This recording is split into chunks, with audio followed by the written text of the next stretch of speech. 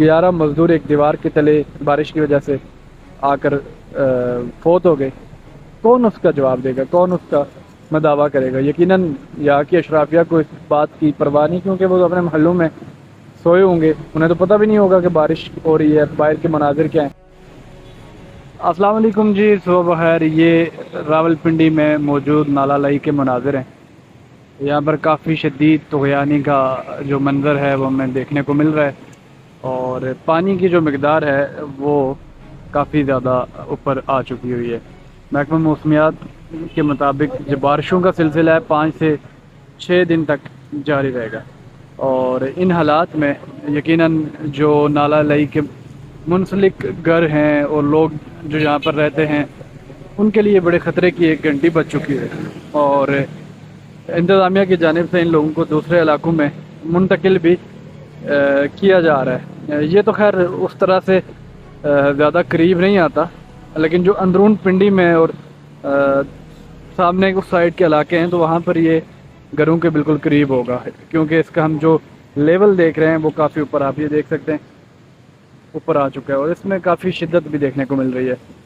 اب یہ سارا منظر دیکھ کر، بارش دیکھ کر، اور اس نالہ لائی کی طغیانی کی وجہ سے جو پنڈی کے شہریوں کو پریشانی ہو رہی ہے، ایک بات یاد آتی ہے کہ یہ ملک جسے ہم ایٹمی ملک کہتے ہیں، اور 25 کروڑ آبادی اس ملک کی ہے.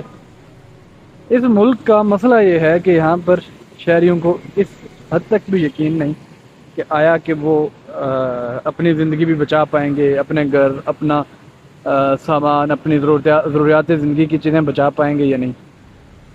70 سال سے زائد کا عرصہ گزر چکا ہے. اس ملک کی جو اشرافیہ ہے وہ اپنا آپ تو ٹھیک کر رہی ہے، ان کے بچے، ان کے پورے خاندان، پورے کے پورے آپ ٹبر کہہ سکتے ہیں، بیرون ممالک چلے جاتے ہیں، یورپ میں جا کے زندگیاں گزارتے ہیں، اور غریب عوام یہاں پر چھوٹی سی بارش، ایک دن کی بارش کے بعد اپنی زندگی کے لالے پڑ جاتے ہیں لوگوں کو.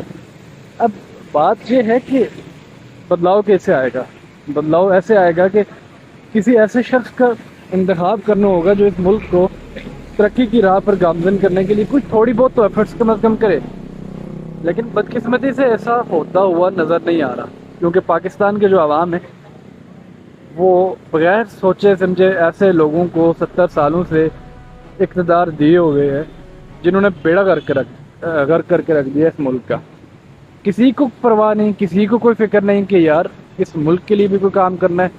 یہاں کی عوام، یہاں کے لوگ جو ایک ایٹمی ملک، یقیناً ایٹمی ملک کے رہنے والے، ایٹمی ملک کے باسی ہیں، ان کے حالات یہ ہیں کہ وہ گٹ گٹ کر زندگی گزارتے ہیں، اور ان کا کوئی مداوع، دکھوں کا مداوع کرنے والا نہیں. آج ہی راول پنڈی سے یہ خبر بھی آئی ہے کہ 11 مزدور ایک دیوار کے تلے بارش کی وجہ سے آ کر فوت ہو گئے.